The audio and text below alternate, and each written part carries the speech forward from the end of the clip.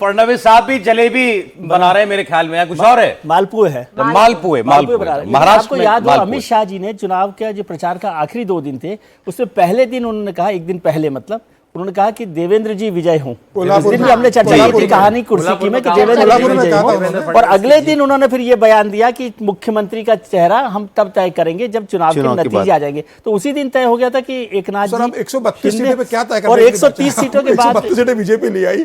अब क्या सहयोगी से वानखेड़े स्टेडियम में एनडीए का पावर शो भी दिखेगा आपको। जलेबी नहीं, मालपुए है। और ये वानखेड़े स्टेडियम में आपको एक बार फिर से एनडीए का पावर शो दिखेगा, सारे मुख्यमंत्री और जो नेता हैं वहां पर आपको मिल जाएंगे शपथ ग्रहण समारोह में। और दूसरी बात, चुनाव टू चुनाव मिठाई बदलती रहती है, लड्डू से जलेबी, महाराष्ट्र का फ्लेवर अलग है, महाराष्ट्र का फ्लेवर अलग है। लेकिन ये हाँ मतलब देवेंद्र फडणवीस कार्यकर्ताओं के बीच में अपने हैं भाई, ये भी एक सेलिब्रेशन होता है, ये सेलिब्रेशन है और कनेक्ट भी लगता है ना कि। अरे मैं एक चीज जो आप लोगों को समझना चाह रहा हूं, देवेंद्र फडणवीस अगर आज सुबह से जीत के बाद बार बार धर्म युद्ध याद दिला रहे हैं, वोट जिहाद याद दिला रहे हैं, वो संतों को याद, संतों का आशीर्वाद हमको मिला, ये बात कह रहे हैं।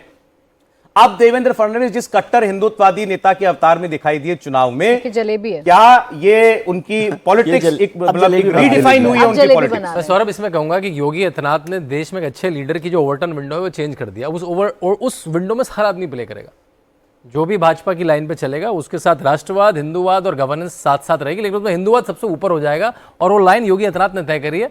और जो भी बड़ा मुख्यमंत्री बनेगा मेरे ख्याल से वो लाइन टोक करेगा ही करेगा। अब देखिए एक आंकड़ा जल्दी से बता देते हैं कि धर्म युद्ध में कैसे आंधी चली भारतीय जनता पार्टी की, कैसे आंधी चली महायुति की, और सारे के सारे जो समीकरण हैं वो ध्वस्त हो गए और आज जलेबी छान रहे हैं खुशी की। ये जलेबी आप कह सकते हैं जीत का प्रतीक बन चुकी है हरियाणा से, जिसका जिक्र राहुल गांधी ने कर दिया था। गोहाना की जलेबियों का जिक्र हरियाणा के चुनावों में किया गया था और तभी से ये जो जलेबियां हैं ये जीत का प्रतीक बन चुकी है, खुशी का प्रतीक बन चुकी है, सियासत की जलेबियां हो चुकी हैं। और इन जलेबियों को चंद्रशेखर बावनकुले और देवेंद्र फडणवीस फिलहाल छानते हुए, बनाते हुए, इसकी मिठास अपने कार्यकर्ताओं के मुंह में घोलते हुए नजर आ रहे हैं। लेकिन आंकड़ा जल्दी से आपके सामने पढ़ देती हूं। अगर हम जाति धर्म की बात करें तो देखिए मराठा रीजन की कुल 113 सीटें जहां पर मराठा जो वोटर हैं वो प्रभाव रखते हैं, उसमें से महायुति को 87 सीटों पर कुल लीड मिली। एमवीए की बात करेंगे तो कुल 19 सीटों पर एमवीए सिमट गया और अन्य के खाते में 7 सीटें गई। कुंभी की बात करेंगे तो कुंभी सीटें जो हैं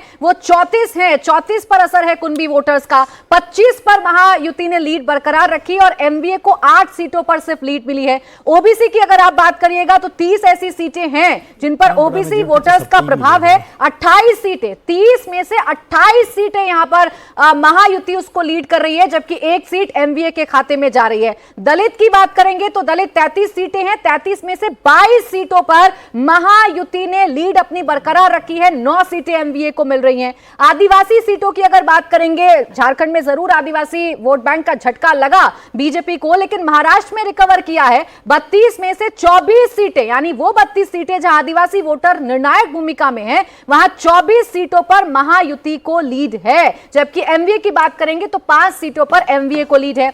मुस्लिम जो बाहुल्य सीट है, बटेंगे तो कटेंगे वाली बात जहां कही जाती है, 36 ऐसी सीटें, उसमें से भी 22 पर महायुति को लीड है। जबकि एमवीए को अगर आप समझेंगे तो 9 सीटों पर एमवीए को लीड है। यानी जो एक जातियों में बांटकर हिंदुत्व को बांटने की कोशिश थी, या जातियों में बांटकर जो बीजेपी के वोटर को छिटकाने की कोशिश लोकसभा चुनावों में देखी गई थी विजय जी, उसका तोड़ या उसे कैसे खत्म किया जाए, ये अपने धर्म युद्ध से देवेंद्र फडणवीस ने बताया। बस एक चीज, 50 के भी नीचे आ गई महाविकास आघाड़ी की टैली, तीनों पार्टियां मिलाकर 50 से भी नीचे आ चुकी हैं।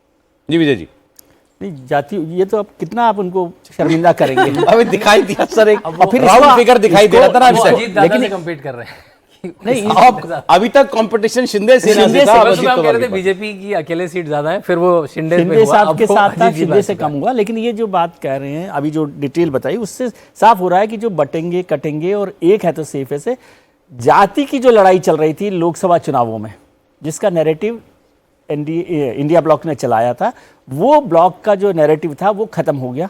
एक तो उसकी वजह ये भी रही कि जो आपने संविधान बदलने और आरक्षण खत्म करने का नैरेटिव चलाया था, वो साफ हो गया कि वो नहीं चला, मतलब इस सरकार ने नहीं किया उस बदलाव को, तो उसको नहीं माना। इसलिए दलित और पिछड़ा जो वोट है वो वापस उनके पास आया।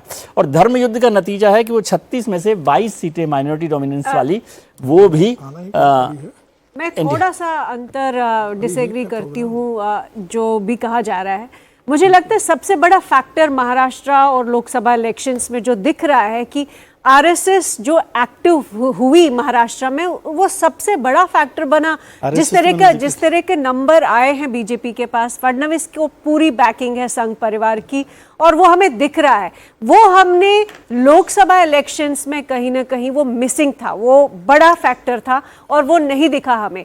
बाकी राजनीति हिंदुत्व की वो मोदी जी ने भी वही की, वो बीजेपी का कोर इशू वही है, आइडियोलॉजिकल कमिटमेंट है, वो लगातार हर लीडर करता आ रहा है। लेकिन इस इलेक्शन में 2-3 चीजों का अंतर था। आरएसएस का बहुत एक्टिव पार्टिसिपेशन, दूसरा मल्टी प्रॉन्ग्ड स्ट्रैटेजी कि बीजेपी ने एक स्ट्रैटेजी अपनाई, शिवसेना शिंदे ने दूसरी स्ट्रैटेजी अपनाई, और तीसरी स्ट्रैटेजी अजीत पवार ने, इसलिए इतना बड़ा नंबर आया है। मुझे नहीं लगता है कि ये सिर्फ एक ही फैक्टर के कारण हुआ है। सभी फैक्टर्स उसमें शामिल होते हैं। आरएसएस विनर तो मैंने आपको बताया कि आरएसएस इसका विनर है, सबसे बड़ा फैक्टर वो है ही, जिससे पूरा का पूरा बदल गया। तो एक जानकारी केवल और आपको दे दूं, एआईएमआईएम भी 2 सीटों पर लीड कर रहा है। जो अन्य 5 हैं, इसमें 2 सीटें एआईएमआईएम की हैं। एक हो सकता है इम्तियाज जलील की सीट, इसमें से औरंगाबाद पूर्व की की इम्तियाज जलील की सीट, वहां पर वो लीड कर रहे हैं। और एक दूसरी सीट उनकी मालेगांव की सीट हो सकती है, जहां पर मुफ्ती इस्माइल मालेगांव में जिससे जिहाद शुरू हुआ। मालेगांव, हाँ, जहां से ये शुरू हुआ पूरा, कांग्रेस का कैंडिडेट है नहीं? वहां कांग्रेस है।